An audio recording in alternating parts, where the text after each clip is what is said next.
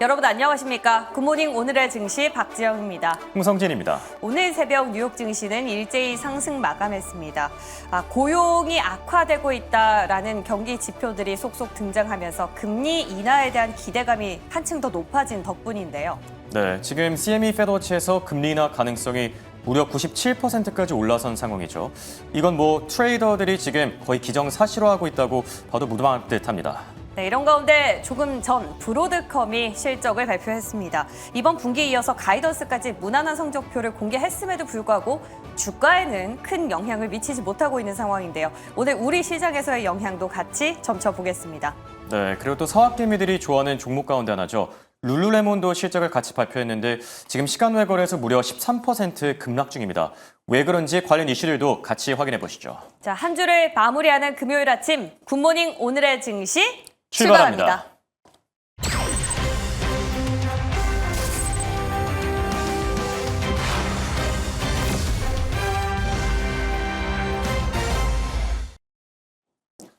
오늘 밤에 발표될 비농업 고용보고서가 너무 뜨겁지도 차갑지도 않을 것이다. 밤사이 미국 증시는 이런 일망의 희망을 품고 일제히 상승했는데요.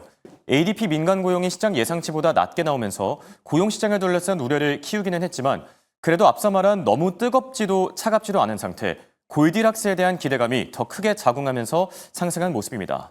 다우지수는 0.77% 상승하면서 45,600까지 올라섰고요. S&P 500 지수가 6,502를 찍으면서 신고가를 다시 한번 경신해준 모습이고 나스닥 지수는 0.98% 상승했습니다. 한편 미국의 국채 금리는 고용지표가 발표된 이후에 약세로 돌아섰는데요. 지금 민간 고용은 둔화하고 실업 지표는 거꾸로 오르면서 고용시장을 둘러싼 경고음이 커지고 있는 상황이죠. 고용 둔화 우려가 국채 금리에 추가적인 하방 압력을 가하면서 10년물 국채 금리는 4.16%까지 떨어졌고요. 반면에 달러 인덱스는 조금 오르면서 98.29에서 거래되고 있고 또 여외 시장에서 원달러 환율 1,393원대에서 움직이는 모습 체크할 수 있습니다. 그럼 외신들이 주목했던 이슈들 하나씩 확인해 볼까요? 오늘 살펴볼 첫 번째 키워드는 바로 밤사이 공개된 미국의 고용 지표입니다. 미국의 8월 ADP 민간 고용 5만 4천 명으로 집계되면서 고용 냉각 신호가 감지되고 있다는 평가들이 나오고 있는데요. 5만 4천 명이라는 수치는 시장 예상치보다도 더 낮은 수치였고요. 또 지난달에 발표된 이 10만 명에 비해서는 거의 반토막 난 수준입니다. 이렇다 보니까 CME 페드워치에서도 지금 연준의 9월 금리 인하 가능성이 단숨에 97%까지 올라간 상황인데요. 97%는 거의 기정사실이나 다름이 없죠. 과연 오늘 밤에 나올 비농업 고용보고서가 추가적인 변수로 작용할지 지켜봐야 되겠고요. 이어서 살펴볼 두 번째 키워드는 바로 연준 위원들의 발언입니다.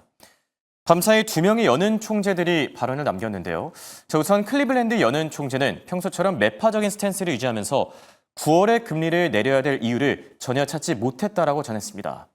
그러니까 고용시장이 둔화하고 있긴 하지만 금리를 내려야 될 정도까지는 아니라는 입장인데요. 오늘 밤에 나올 비농업 고용보고서에서 또다시 쇼크가 발생해도 과연 이런 스탠스를 계속 유지할 수 있을지 그건 한번 지켜봐야 되겠고요.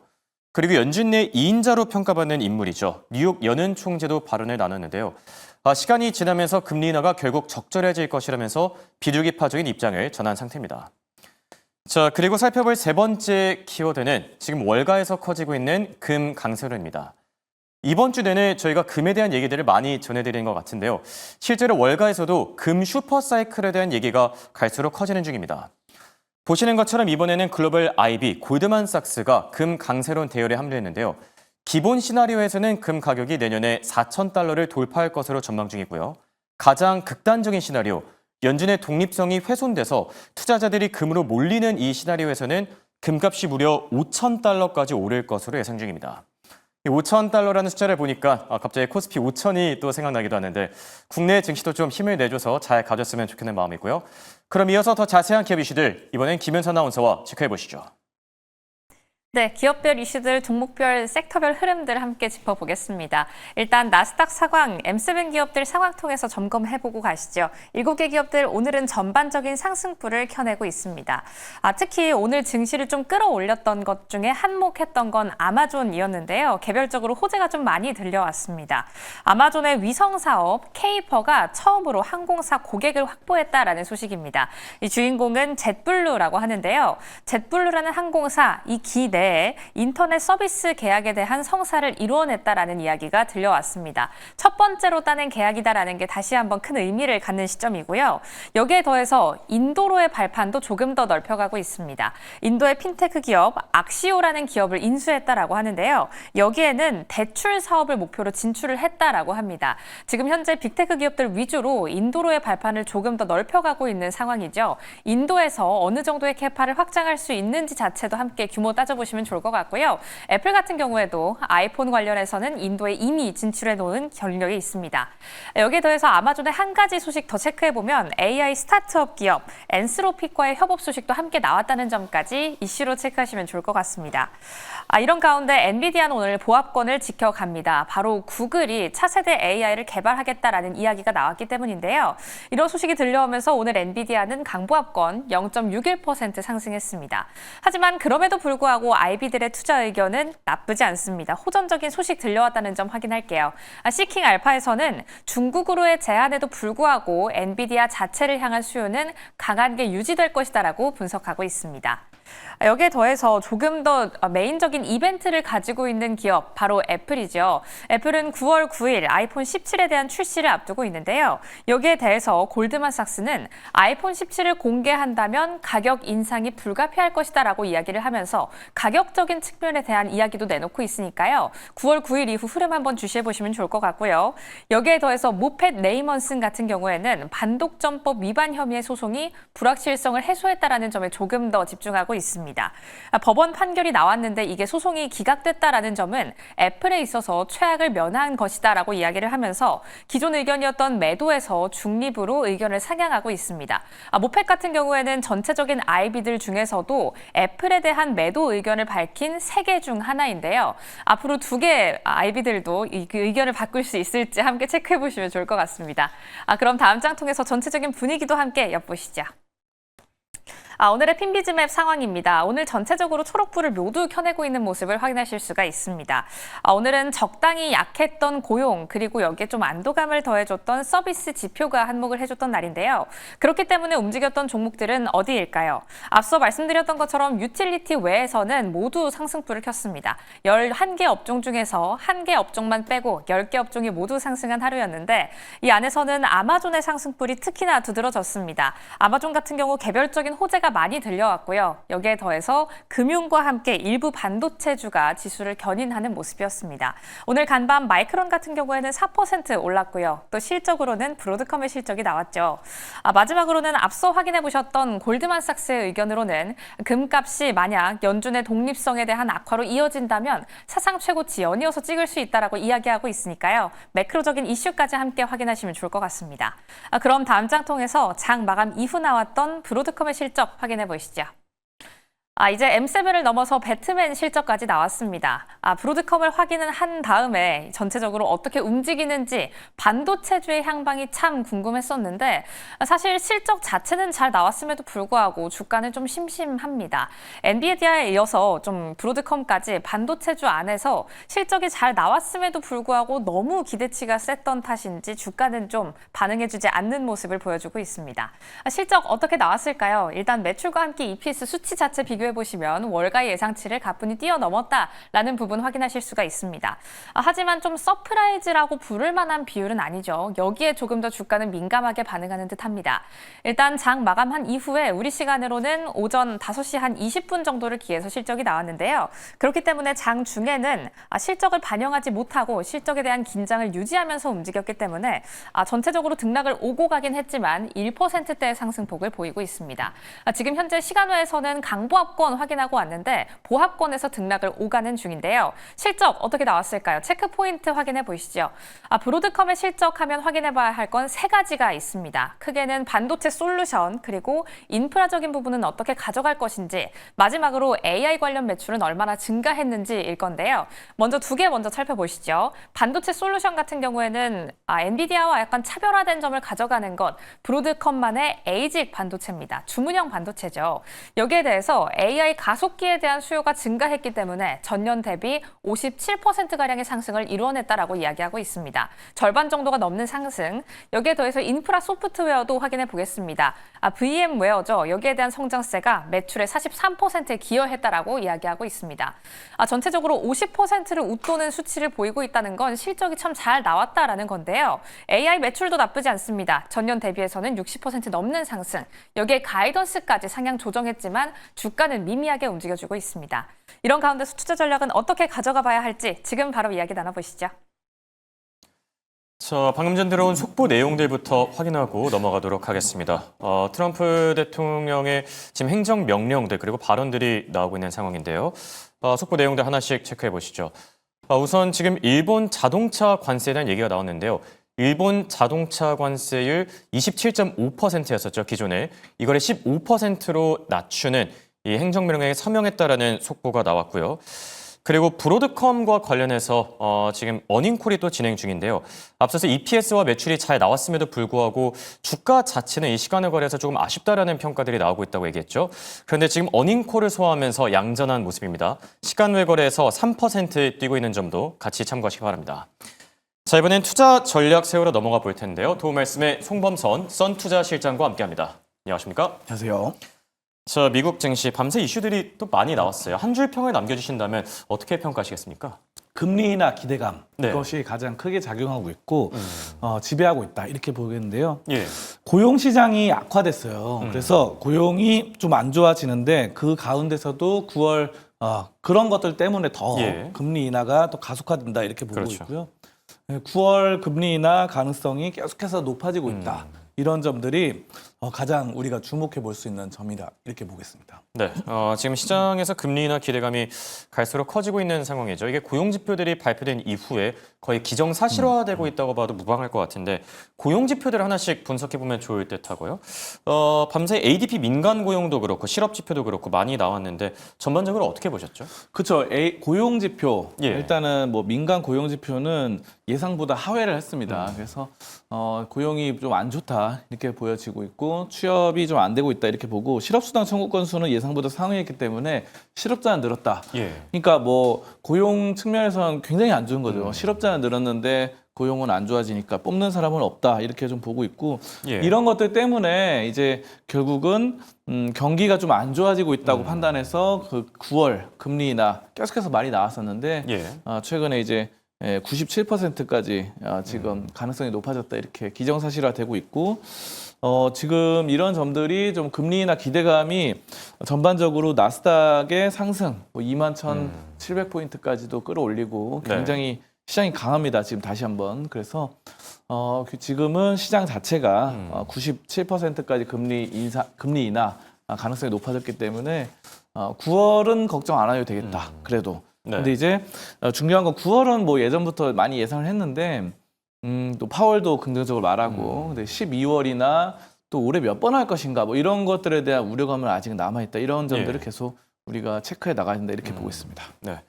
9월은 전통적으로 그 약세장의 계절이다 이런 얘기들이 많이 있었죠. 그런데 다행히 미국 증시 한정에서는 뭐 계속해서 잘 가주는 모습이고요.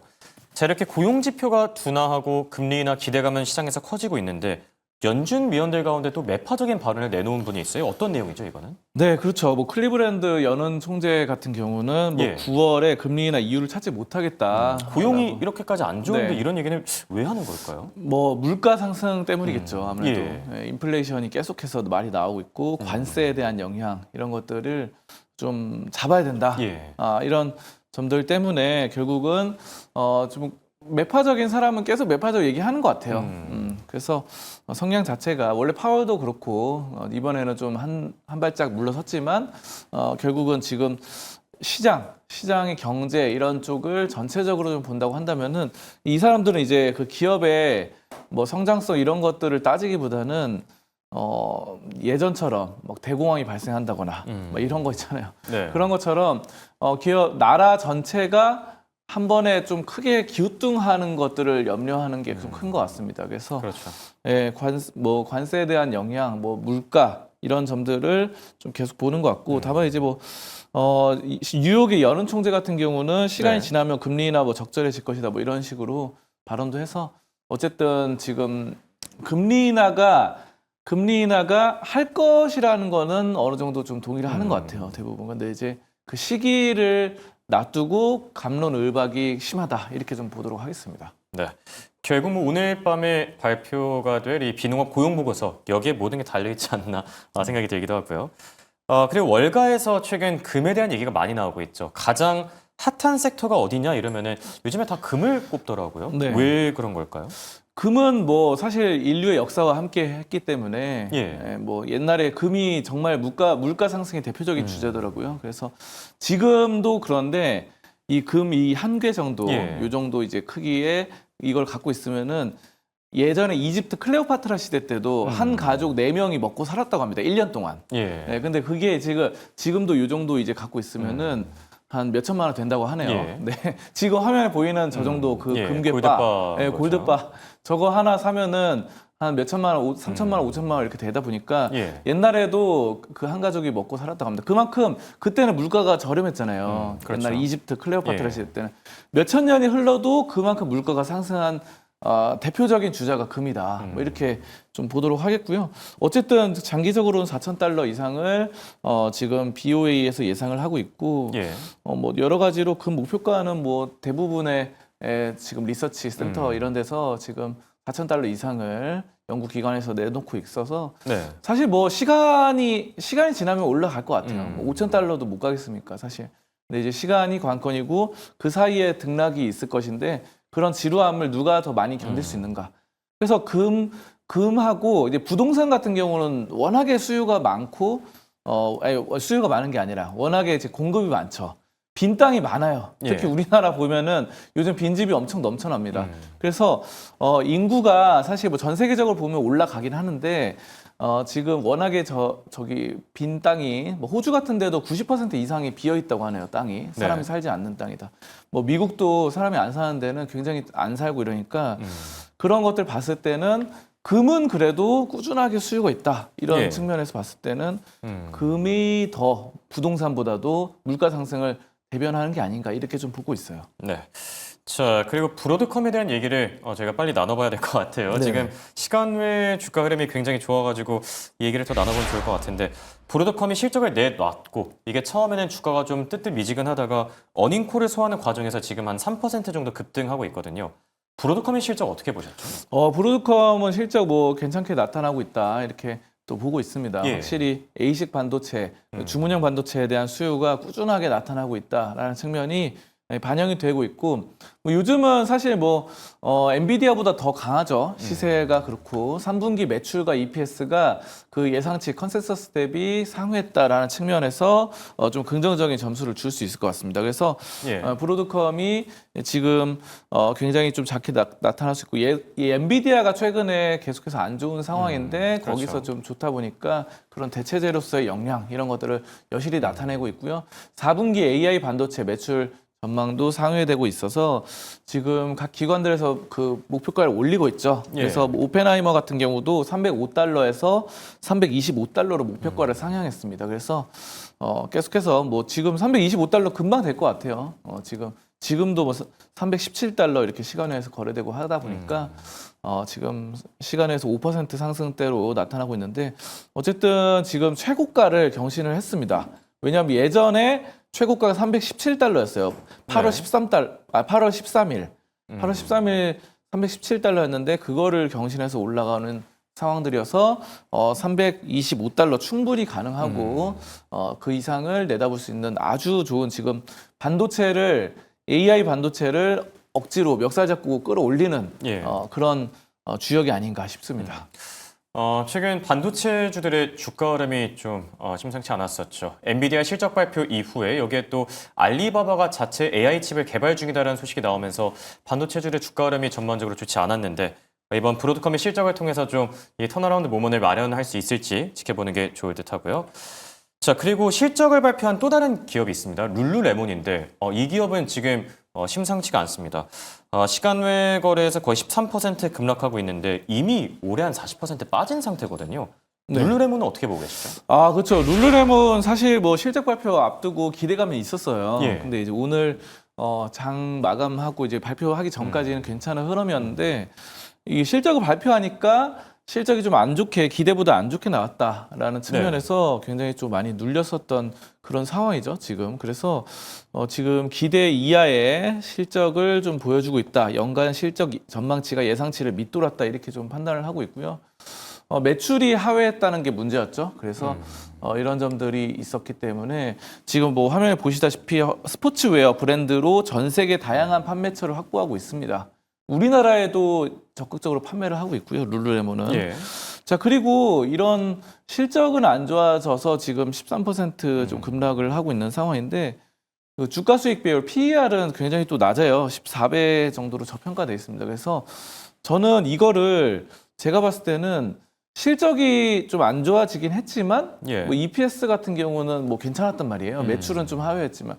그래서 이거를 뭔가 세력이 좀 개입된 게 아닌가 이런 생각이 들어요. 예. 이게 왜냐면은 매출이 좀 예상보다 좀 낮게 나왔긴 하더라도 뭐 EPS나 이런 성장성 그리고 실적, 순이익 이런 것들은 괜찮게 나왔는데 이게 13%, 12%까지 빠질 것까지는 아닌 것 같거든요. 그래서 낙폭이 좀 과대하다라는 네, 그런 저는 얘기신 거죠. 이게 낙폭이 좀 과대한 것 같아요. 그래서 제가 봤을 때는 오히려 그러면 지금이 뭐 네. 매수 기회가 될 수도 있을까요? 저라면은 예. 지금 저점에서 그러니까 소액씩 예. 이제 이런 거를 한 번에 확 들어가기보다는 조금씩 사모은다는 느낌으로 산다고 한다면 여기서 더 떨어질 수 있어요. 사실 뭐 추세가 하방이다 보니까. 예. 그러면은 조금씩 사모으면서 뭐 이 평균 매수가를 낮추는 전략 이런 것들 한다면은 조금씩 사모은다 한다면 룰루레몬 지금 너무 저평가돼 있는 상황으로 뭐 쌉니다. 예.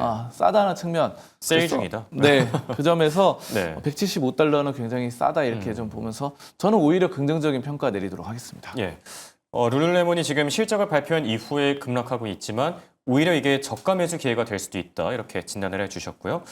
자, 그리고 오랜만에 테슬라에 대한 얘기를 우리 실장님과 또 나눠보면 좋을 것 같은데 테슬라의 최근 주가 흐름이랑 뭐 이 모습들을 어떻게 보고 계시죠? 테슬라는 뭐 사실 재미없는 지지부진한 이런 실정이었습니다. 그래서 예. 옆으로 횡보하는 그런 양상들이었는데요.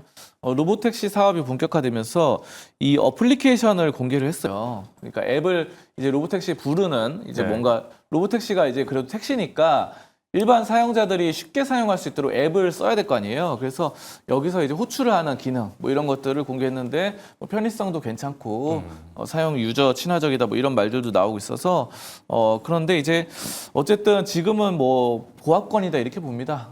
이렇게 좀 보고 다만 이제 판매량 중국 쪽으로 판매량을 좀 주목을 해볼 필요가 있는데 중국산 전기 판매량은 전기차 판매량이 지금 7월에 8.4% 감소를 했는데요. 예, 다만 이제 지금 지난달 유럽과 이런 것들을 시장으로 해 수출 포함해서 테슬라 상하이 공장에서 생산된 모델 3 또는 모델 Y 이런 쪽의 인도량이 7월 대비 22.6% 증가했습니다. 그래서 이런 점들은 유럽 쪽과 합해서 뭐 이렇게 또 본다고 한다면은 크게 나쁘진 않다 이렇게 좀 보거든요. 그래서 예. 테슬라는 지금 지지부진한 가운데 어느 정도 힘을 비축하고 있고 아직까지 뭐 중국에서는 BYD라던가 아니면 2차 전지 쪽에서는 CATL 이런 쪽이 잘 가고 있지만 미국에서는 테슬라의 아성을 뛰어넘을 만한 또 전기차가 업체가 안 나오고 있거든요. 왜냐하면 아까 말씀드렸다시피 반도체 쪽에서는 금방 또 브로드컴이 치고 올라오잖아요. 엔비디아 주춤하니까. 반도체는 더 빠릅니다. 근데 자동차 부문에서는 더 약간 느리다 이렇게 보고 한번 브랜드 가치가 굳어지면은 자동차는 더 오래 갈 수 있다. 이런 측면에서 테슬라는 네. 여전히 좀 저는 긍정적인 뷰로 보도록 하겠습니다. 네.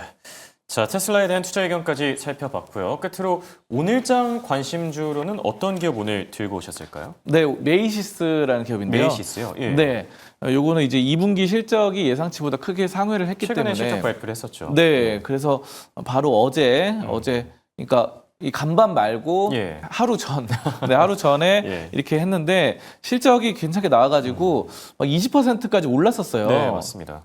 수요일 날. 근데 수요일 간밤에. 근데 이제 오늘 간밤에도 또 올랐습니다. 그렇죠. 오늘도 5%가량 올라가지고 20% 오른 데 이어서 바로 뭐 5%또 이어서 올랐는데 그만큼 실적이 좋고 이거 자체가 원래 가치주 성향이 있어요. 그래서 이 배당 수익률이 5.51%입니다. 고배당주라서 여러분들이 장기 투자하기에도 배당 따박따박 1년마다 5% 이상씩 받아가니까 미국 30년물 국채 금리보다 더 높습니다. 그래서 미국 30년물 너무 재미없어서 못 사겠다 하시는 분들은 이걸로도 미국 30년물 이상의 수익을 잡아갈 수 있다. 배당으로 이렇게 보고요. PBR도 네. 0.82로 굉장히 저평가돼 있어요. 그래서 이런 점들 괜찮고 의류와 액세서리 뭐 이런 것들을 판매하고 있고요.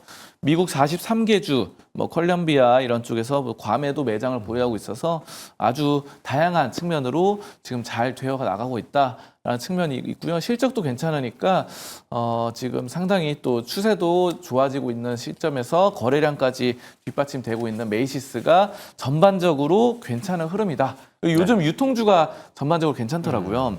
뭐 월마트도 다시 살아나는 느낌이고 예. 그래서 뭐 룰루레몬은 좀 많이 빠졌긴 했는데 어쨌든 월마트나 메이시스나 다들 유통주 괜찮은 흐름으로 좀 나타나고 있다 이렇게 저는 보고 있겠습니다. 네. 지금까지 도움 말씀에 송범선 썬투자 실장과 함께했습니다. 감사합니다. 감사합니다.